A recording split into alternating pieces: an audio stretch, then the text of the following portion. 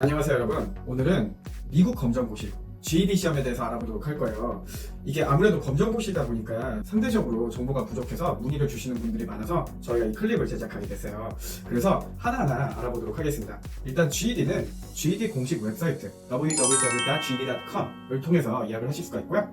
그리고 GED 시험 배경에 대해서 알려드리도록 할 거예요. 일단 제일 많이 물어보시는 게 GED 시험 응시 자격입니다. GED 시험 응시 자격의 경우에는 만 16세 이상 응시를 할 수가 있고요.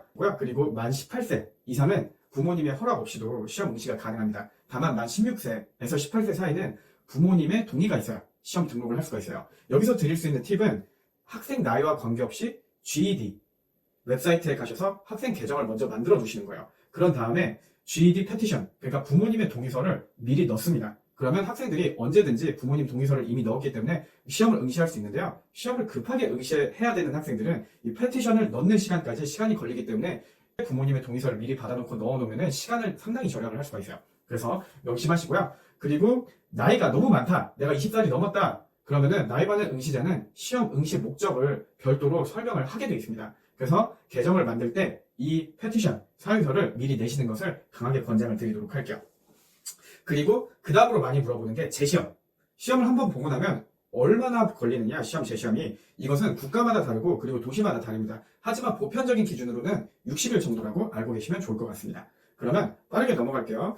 시험 등록 비용은 각 과목당 80불 정도 됩니다. 그러면 4과목 정도가 대략적으로 320불 정도 된다고 보시면 되세요.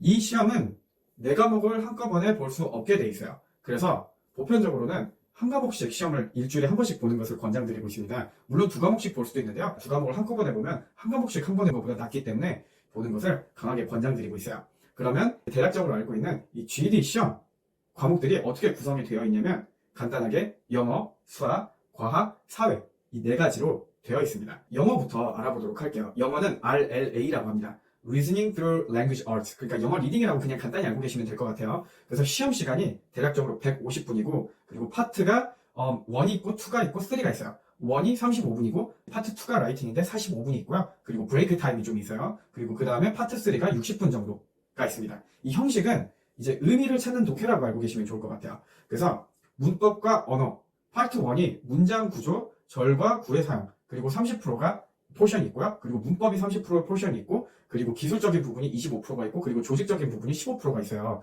뭐 그렇게 자세하게 알 필요는 없어요. 어차피 문제 풀어보면 아실 테니까. 그리고 파트 2 같은 경우에는 주관식이 one essay topic 45분이 나옵니다. 그리고 문학 형식이 75%고 non-fiction이 25% 정도 나온다고 보시면 되세요.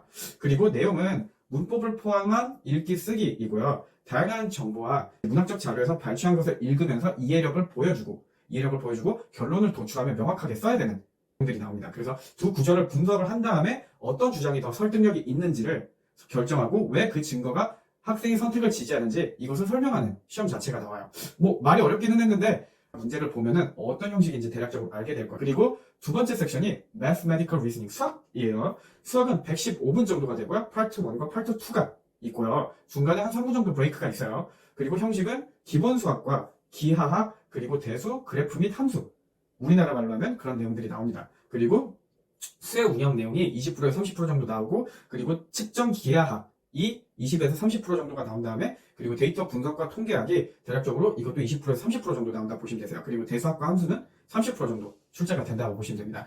수학의 개념, 측정, 방정식을 배우고 수학 개념을 적용해서 실제 문제를 해결하는 문제들이 많이 나와요. 그래서 공식을 외울 필요가 따로 없어요. 왜냐면 시험에 여기 공식들이 나오거든요. 그래서 따로 외울 필요는 없습니다. 그리고 소셜 스터디, 사회 일반적으로 없는 과목이죠. 그래서 70분 정도 시험이 진행이 되고요. 그리고 일부만 있습니다. 그래서 화면에 표시되는 계산기에 액세스가 가능해요. 그래서 객관식 및 기타 질문 유형들이 나오고요. 역사가 40%, 윤리, 사회과, 정보가 25%, 그리고 경제가 20%, 그리고 지리학이 15% 정도 나온다고 보시면 됩니다. 그리고 내용들은 사회에서 의미를 찾는 독해, 사회학에서의 역사적 사건과 주장을 분석을 하고 사회탐구에서 숫자와 그래프 사용이 가능해요.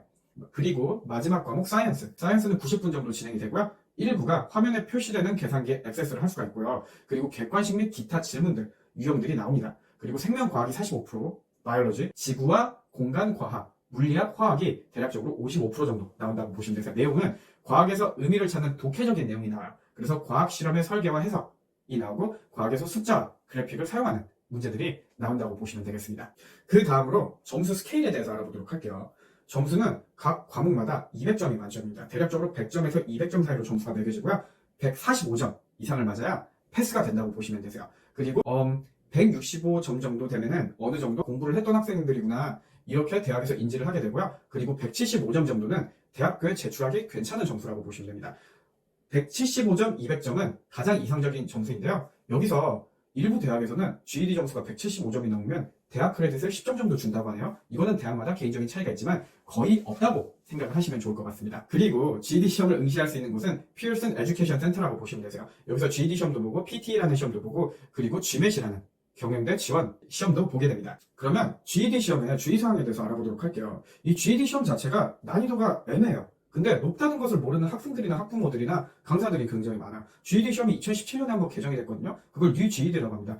왜 개정이 됐냐면 이전 GED 시험이 너무 쉬웠어요. 그래서 조금 더 많이 어렵게 개정이 된 겁니다. 그래서 SAT나 ACT에 비해서 접근하는 강사들이나 학원들이 ACT에 비해 많지가 않아요. 그래서 검증 수단이 굉장히 매우 불확실합니다. 눈앞에서 문제 풀어봐 이러는 대표들이 많이 없어요. 선생님들한테. 그래서 선생님이 GED 시험을 실제로 응시한 경우는 0.1%에 불과하다고 제가 과감하게 말씀을 드릴게요. 왜냐면 GED를 본인이 응시했는데 GED를 가리킬 수 있는 분들이 흔치가 않아요. 그리고 학부모들도 당연히 확실치 않겠죠. 그리고 학생들도 확실치 않겠죠. 그래서 학원들이나 강사들이나 GED를 가리키라고 한다면은 굉장히 혼란스러워해요.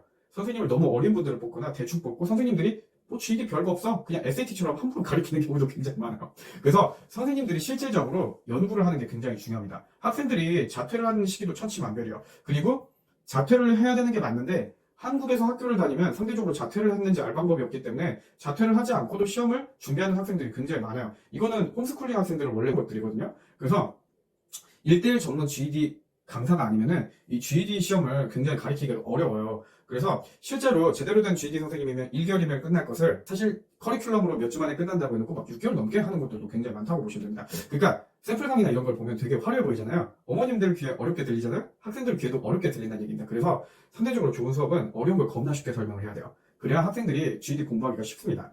그래서 수업은 장인정신이 좀 중요하다고 보시면 되세요. 그리고 GED 5에 대해서 알아보도록 할게요. GED 고득점을 받으면 명문대를 갈 수 있다. 절반은 맞고 절반은 틀리다고 제가 과감하게 말씀을 드릴게요. GED로 저희 학원에서 이제 프린스턴을 간 학생이 있어요. 근데 이 학생은 미국 시민권자고요. 미국에서 로컬 학교를 다니다가 그만둔 학생입니다. 그래서 어머님이 정식으로 홈스쿨링 코드를 받으셨어요.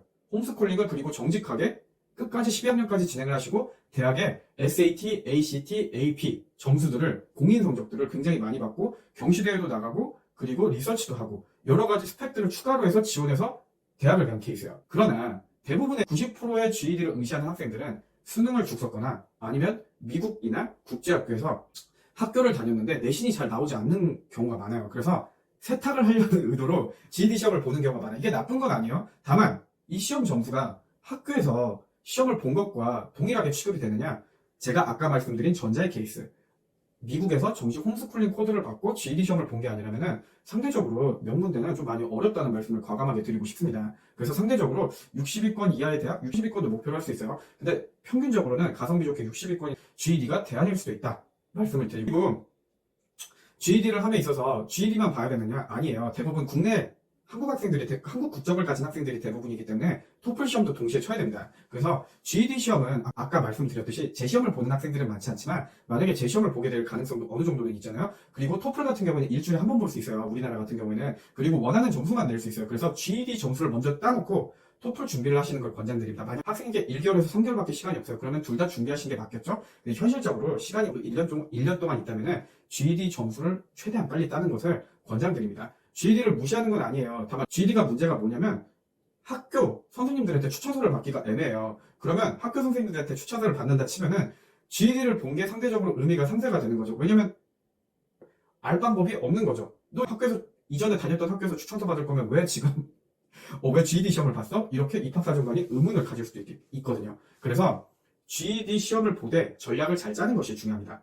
만약에 학생이 30위권 정도의 대학을 지원하길 원한다. 그러면 SAT, ACT, AP도 동시에 필요하다는 말씀을 꼭 드리고 싶어요. 만약에 송도에 있는 대학들이나 이제 조심스럽게 이제 미국에 있는 하위권 대학들을 노리는 학생들에게는 GED 자체가 아주 큰 좋은 대안이 될 수도 있겠습니다. 그래서 이거는 선택과 집중에 따라 다른데요. 최신 기준으로 설명을 드린 거니까 참고를 하시길 바라겠고요. 오늘 설명은 여기서 마칠게요. 좋은 하루 보내세요. 안녕.